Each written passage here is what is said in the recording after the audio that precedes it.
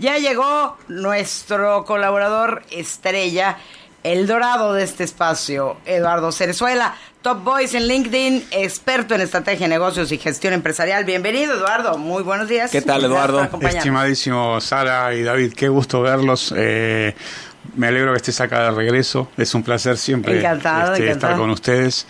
Y la verdad es que hoy tengo un caso que les va a resultar muy interesante a tu audiencia, porque es algo muy normal que ocurre en las empresas y grave, ¿no? Y después se arman como decimos en Argentina, se arma cada despelote, o sea, se arma cada lío, ¿no? Entre los accionistas y... Cada quilombo. Cada quilombo, sí. Pero es que eso lo escuché en series, sí, pero la vez pasada me preocupé porque creo que ustedes consideran que es un poco grosero. Ah, no, bueno. Es más grosero quilombo que despelote. Está igual, ¿no? Es muy parecido. Es más parecido. O sea, digo, ya perdimos el glamour.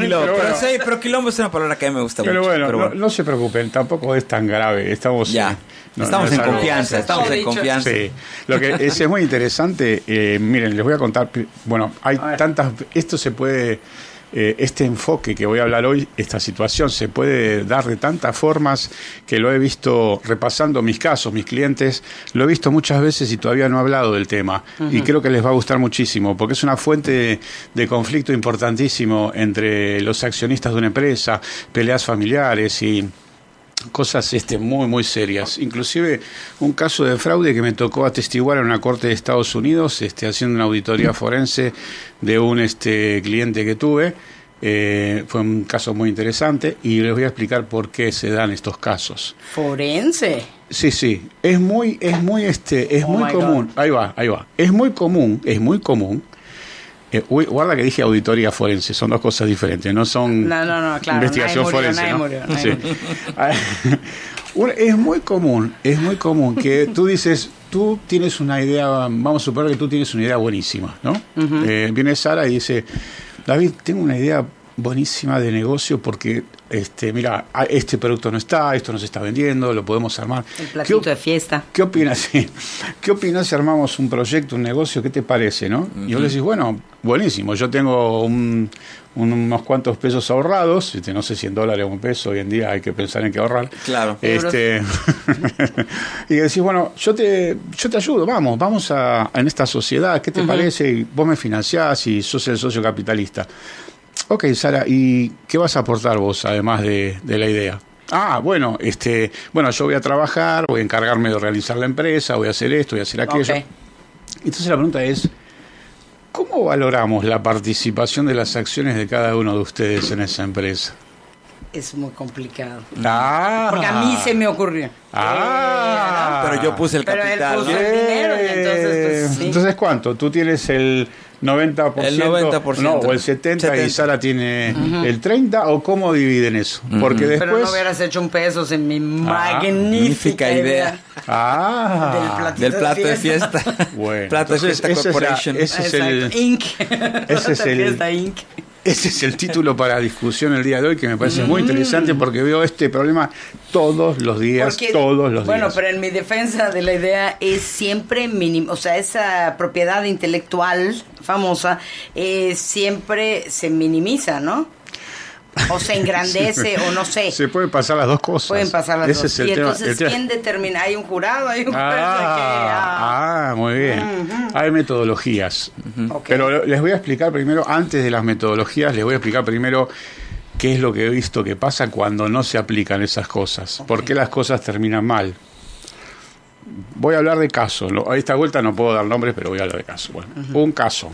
Un cliente que tengo que desarrolló un producto médico en Canadá, donde tiene socios rusos, socios canadienses, y entonces él agarra y dice, bueno, yo voy a apoyar el financiamiento de este proyecto, la idea me gusta, me parece muy bien, y de repente me encuentro, empieza la revisión y empiezo a analizar bien en profundidad los números, porque pasaron 2 años más o menos de que hizo las aportaciones iniciales. Veo que la empresa tiene un pasivo muy grande, no tiene prácticamente activos, o sea, los socios canadienses y rusos le reclaman a mi cliente, que dicen, bueno, si querés comprarnos las acciones y nos vamos, las mayorías de participación están como mal distribuidas, ¿no? Resulta que entonces, ¿qué ocurre? Se asignaron salarios un poco por encima del mercado, y esto lo he visto también en otras empresas, y en otras. Entonces, dice, yo dejo mi trabajo, ¿no? Y hoy soy director, vicepresidente de no sé qué. Dejo mi trabajo y tú eres el capitalista. Entonces yo quiero cobrar lo que estaba cobrando en esta empresa. Mínimo. Y un poco más porque pues no te fuiste por nada, ¿no? Y me voy a startup, pero la idea fue tuya, ¿no? Entonces, claro. Y vos estás en la startup. Entonces empezás a cobrar, no sé, vamos a poner un salario X, ¿qué te gusta? Decime un número, un salario el que te guste. 120,000. Va, tú fuiste muy... Bueno, 120,000. Muy aguantada. No, es de un director, está hablando de un director importante, ¿no? Ajá, está bien, vamos a suponer que es eso, ¿no? 120,000. Entonces, 120,000 todos los meses, la empresa recién arranca. Imagínate, 120,000 todos los meses. Después viene la renta, el pago de alguna asistentes, secretaria, equipo, proveedores. Tesla. Y de repente el producto tarda en desarrollarse, vienen las campañas publicitarias, tiene que salir al mercado, le seguís poniendo inversión. Pasan 2 años, terminás poniendo, no sé, 500,000, 700,000, 800,000 dólares y no recibiste nada a cambio y no hay ninguna pauta, no hay nada fijado, no hay nada acordado. ¿Y qué haces en ese caso? ¿Y cuántas acciones le diste a Sara, además del salario? ¿Le diste acciones? Te puedo asegurar que es pasa mucho? Muchísimo. Es un lío descomunal entre las empresas, sobre todo entre las empresas que recién empiezan, las familiares, las startups. ¿Vos sabés la cantidad de líos que tengo con ese asunto, ¿no? De decir, pero ¿y todo dónde empieza? En el principio está todo mal planteado. Tengo el caso también de un cliente que lo vinieron a buscar los compañeros de la secundaria. El cliente ahora tiene 40 y pico de años, ¿no? Lo vinieron a buscar los compañeros de la secundaria que, buena onda, se llevaban bien, ¿viste? Ve a dónde te puede llevar la buena ondita. Y después, a problemas empresariales. Sí, y él tenía ya empresas de familia, ¿no? Era un tipo que siempre estuvo muy bien económicamente, un tipo trabajador, pero que estuvo muy bien. Y entonces sus amigos le dijeron, ¿te acordás que nosotros siempre de familia tuvimos una panadería? Queremos poner una panadería en Estados Unidos. ¡Wow! ¿En dónde? Bueno, en El Paso, dijeron. Ah, ok. Y él se acordaba que sí, de familia venían de una panadería muy rica y hacían cosas muy ricas. Pusieron la panadería en Estados Unidos con capitales de mi cliente y otro cliente más. No te voy a decir cuánto pusieron porque fue mucho. No, pero sí di cuánto. Bueno, no 750,000 dólares cada uno puso. Mi cliente puso 700, inicialmente entre 750 y 900,000 dólares, y el otro socio que metió mi cliente también puso otros 800,000 dólares. Arrancaron la panadería en Estados Unidos y resulta que empezaron a hacer les empezó a ir bien, empezaron a hacer mucho dinero. ¿Ah, sí? ¿En El Paso? Sí. Y empezaron a poner bueno, justo hasta en la época de la pandemia, creo, o previo a la pandemia, hasta la gente hacía cola para ir a retirar el pan, porque no podían entrar al negocio, y entonces hacían cola en la calle para poder ir a pasar a retirar el pan. Sí. Pero el pan, estamos hablando de pan dulce, de algo bien gourmet, no algo bien hecho, no un pan así. Claro, tan bueno era el pan. Bueno, la verdad es que les empezó a ir muy bien, pero mi cliente y el socio que habían puesto nunca habían recibido ningún dividendo, ninguna utilidad, nada, habían pasado como 3 años. Después estuvieron poniendo también más dinero, otros 400, 500,000 dólares más, y resulta que estos señores ya estaban planeando poner un segundo local, y entonces me dicen, bueno, mira, ayúdanos a revisar los números, a ver qué está pasando. Cuando fuimos a revisar los números y analizamos todos los componentes, encontramos que hasta se estaban pagando el proceso de visa de Estados Unidos. Bueno. Hasta se habían comprado un BMW último modelo del año, ¿no? No te digo un 750, pero un BMW considerable. Pero a ver, Eduardo, espérame, para que yo no me pierda en esta historia. Sí. El capitalista se quedó en México. Sí. Sí, ¿Y los los otros dos capitalistas eran mexicanos. Y se quedaron en México. Se quedaron en México. Por El eso, tercero es el que sí fue. sí, él y su hermano se fueron a Estados Unidos a poner esta Que son panadería. los que ya estaban. Sí, Uno se dedicaba a la producción a la producción del pan. Ajá. Y el otro a la comercialización, Okay. a la parte operativa, a los locales. Se todo llamaba el Pasos Bakery, ¿no? I can explain a little bit more. I can't give you more details, all right? No, Carlitos Bakery. Valentine's Bakery. Bueno, En fin. en fin, que estoy no buscando te voy a explicar muchas cuál fue porque no pasa. Es que llegaron a juicio, por eso tampoco puedo andar revelando. Está bien. No, no reveles. No Resulta que cuando llegamos, vimos que estaban trabajando, estaban financiándose un montón de cosas que ni siquiera estaban dentro del acuerdo inicial. Eso es porque el acuerdo inicial de generación de las acciones, de otorgamiento de las acciones, no estaba bien planteado, no estaba Y completo. eso se plantea desde el momento, o se debería plantear desde el momento en el que constituyes la empresa en papelito, ¿no? Así es, claro, desde la idea. Desde cuando estás esbozando la idea con tu... Digamos que los dos que están ahí, metiendo la mano, también dirán, yo estoy aquí las 24/7, Así es. administrando esto. Así es. Necesito un auto de calidad porque voy a ver a mis clientes top. Así es. Necesito, o a mis proveedores, etcétera. Necesito tales, pues la visa porque me va a costar a mí. Entonces también son argumentos válidos en un momento dado. No siempre se trata de la historia que queremos contar telenovelesca de ay, se estaba aprovechando, o sea, vaya, porque el que no está haciendo nada exacto. también espera recibir a partes iguales, pues eso no sería lo lógico, ¿no? No, pero el que no está haciendo nada está poniendo el capital de riesgo. O sea, está perdiendo. Ahora, pero entonces, ¿quién de esos parámetros que tú explicabas? Ahí vas ahí. Sí, ahí te va, mirá. Pero lo difícil es establecer dónde está el límite.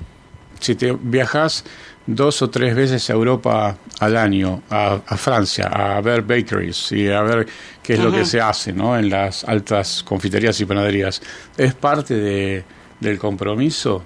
Y si vas a Europa y vas con tu familia, con tu esposa, también es parte del compromiso. No, pues eso ya no. Entonces, que sí, que no. Y si viajas en avión, viajas en business o viajas en... Primera pero ya me acostumbré. Y si estás en un fraccionamiento privado en Estados Unidos y incluís la renta, es decir, ¿está dentro del acuerdo o no?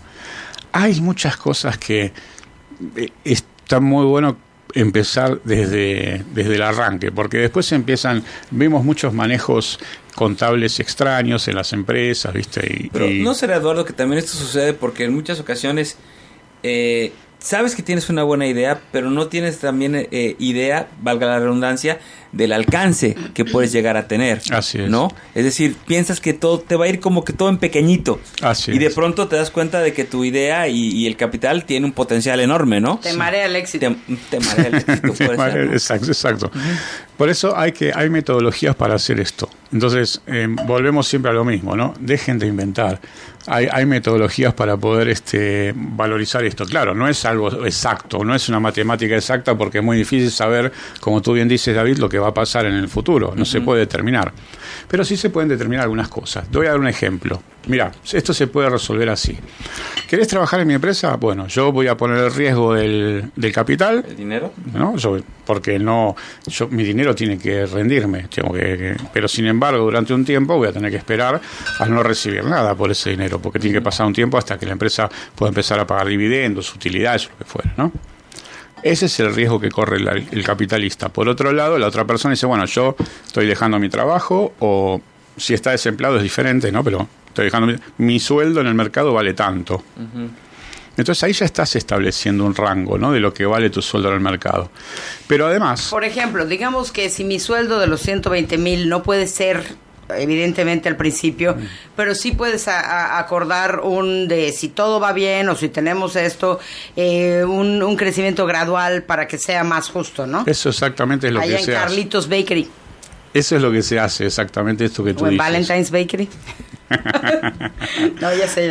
Eso es lo que tú dices. Eso que tú dices es uno de los métodos más utilizados. Es decir, bueno, a ver, si mi sueldo es 120, ¿no? Vamos a suponer que yo necesito para vivir, para el estándar que estoy acostumbrada, lo que sea. Pero vos vas a sacrificar una parte. Vas a decir, ¿sabes qué? Yo sé que esta es una startup, no puedo ganar 120, recién estoy empezando. Entonces yo veré cómo hago, me las arreglo. Trabajaré en la empresa, buscaré otros ingresos complementarios durante un tiempo.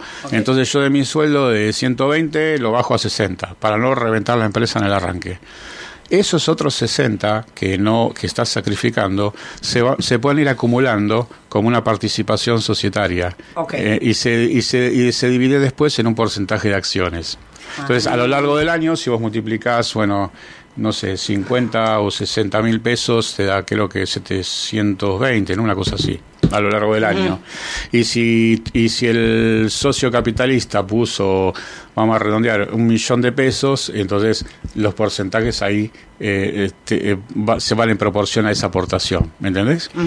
Al fin del primer año se vuelve a calcular esto, y dice, bueno, ¿cuáles son las aportaciones acumuladas del socio capitalista y cuál es la porción de sueldo sacrificada por el socio trabajador, ¿no? Que la tienen que acordar los dos, ¿no? Y en esa forma todos los años se va reviendo ese porcentaje. De esa forma se da un poco más de justicia, ¿no? Al sueldo. Ahora, Eduardo, a la distancia, ¿cuál podría ser un candado para este tipo de manejos? Bueno, porque no va a ir a cada rato a estar supervisando cuál coche y si la viste. Bueno, esto se trata de una auditoría y entonces sale a relucir. Pero bueno, no. A veces tiene que, mira, varias cosas. Si hay irregularidades, pueden haber candados de salida para obligarse a vender las acciones, comprarlas a un precio estipulado previamente entre las partes, ¿no? También otra de las cosas que se suele hacer es permitir que se presente información financiera todos los meses y que se compartan reuniones entre los socios donde se revean esas situaciones, cada uno puede llevar su contador, su auditor. A veces las cosas más ordenadas desde el principio generan un mejor rendimiento de largo plazo, ¿no? Entonces hay varias formas la otra es decir, bueno, mira, vamos a hacer esto. Si logramos estos hitos, ¿no? Si aumentamos la venta de tal forma o logramos un crecimiento de tal tipo, entonces en el primer año tenés acceso a un 5% de las acciones, en el segundo año puedes acceder a un 5% más, ¿no? Pero si David y yo estamos empezando con esta idea del platito de fiesta, no nos va a dar para contratarte, por ejemplo, y que nos digas eso. No, lo que voy a hacer, lo que ustedes no tienen dinero y me quieren contratar como asesor, entonces yo les voy a decir, bueno, ok, yo los asesoro, pero denme un porcentaje de acciones también, porque usted va a querer el arrolladito. No sé, un 1%, pero no una locura, ¿me entienden? Claro. Pero de esa forma se van a garantizar que yo durante un tiempo los acompañe. Asesoría permanente. Claro, y puedan salir adelante. Entonces, ¿qué te parece? Bueno, muy bien. ¿Le metemos o no? Pero es cuestión, pero eso nos evita muchos dolores de cabeza en el futuro, ¿me entienden? Y eso pasa todos los días. O sea, ¿sabes la cantidad de casos que, bueno, siempre agradezco, gracias a Dios, tener el trabajo y tener la oportunidad de asesorar y ayudar, ¿no? Pero ¿sabes la cantidad de casos que veo que se fijan salarios que son irracionales? Como de haber de un salario irracional. No sé, una empresa que producía, que estaba desarrollando capital intelectual de investigación y desarrollo para productos agropecuarios, estaban desarrollando ciertos productos orgánicos. Esto fue hace poco, y se estaban fijando sueldos de 80, 70 mil pesos, que parece para un director relativamente normal, pero después, cuando ese director trae a otro compa, cuando trae otro compa de 40 mil pesos, cuando trae otro compa de 50, cuando trae otro compa de 35, se va armando un equipo de fútbol que Oye, parece la selección argentina, lo cara que son, ¿viste? Pregunta aquí del público, dice: al ponente, ¿qué es más valioso en una sociedad? ¿El socio capital o el socio intelectual? Entendemos que hay muchas personas que tienen ideas y no pueden detonar por falta de capital. Esa es una pregunta excelente. Y no la puedo responder porque es súper difícil de responder, porque depende de cada circunstancia, ¿no? En cada situación. Debate, ¿no? Claro, es el eterno debate. Es una pregunta súper difícil. Imagínate, no sé, pregúntele a Steve Jobs cuánto valía el capital y cuánto valía su conocimiento, ¿no? Por ejemplo.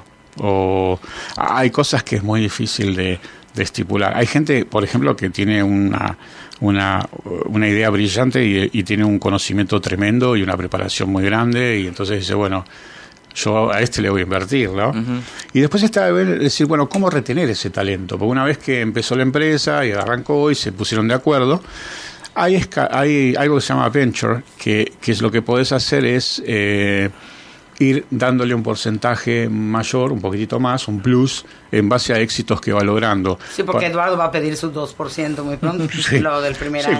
Sí, cuando les haga duplicar la venta 2 o 3 veces, vamos a renegociar, ¿no? Okay. Pero eso es una forma, porque lo más valioso que tenés cuando empezás una startup, ¿qué es? No tenés dinero. ¿Qué es lo más valioso que tenés? La gente.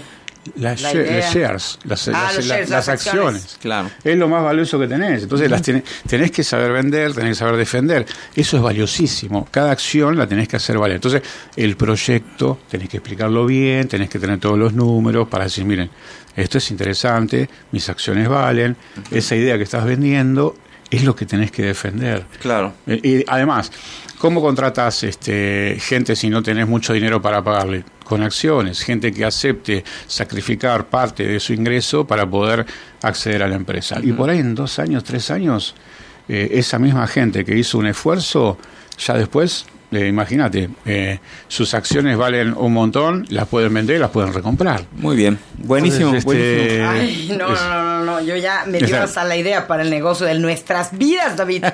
Sí, Eduardo Cerzuela, un placer como siempre. Así es, un gustazo. Top Voice en LinkedIn, experto en estrategia, negocios y gestión empresarial. Está en todas las redes este hombre y ya está subiendo esta colaboración en todos. A ver, coméntanos, ¿en dónde estamos? Estamos en Amazon, estamos en Apple, en Samsung, en Apple, estamos en podcast, estamos en Spotify, en Prime, sí, en todas las más importantes. Estamos en más de 20 podcasts en simultáneo, porque hay un código que se llama RS Feed, que una vez que te es asignado el RS Feed, lo copias, lo posteas y lo pegas en simultáneo en un montón de podcasts al mismo tiempo. Pero si lo quiere ver de primera mano, éntrale al LinkedIn, en la cuenta de Eduardo Cerzuela, y ahí lo puede escuchar. Muchísimas gracias, un placer, un gusto enorme como siempre. Gracias a ustedes, y feliz día, gracias y que la pasen lindo. Igualmente. Muy bien, vámonos a una pausa. ¿A qué atribuyes el éxito de los reality shows?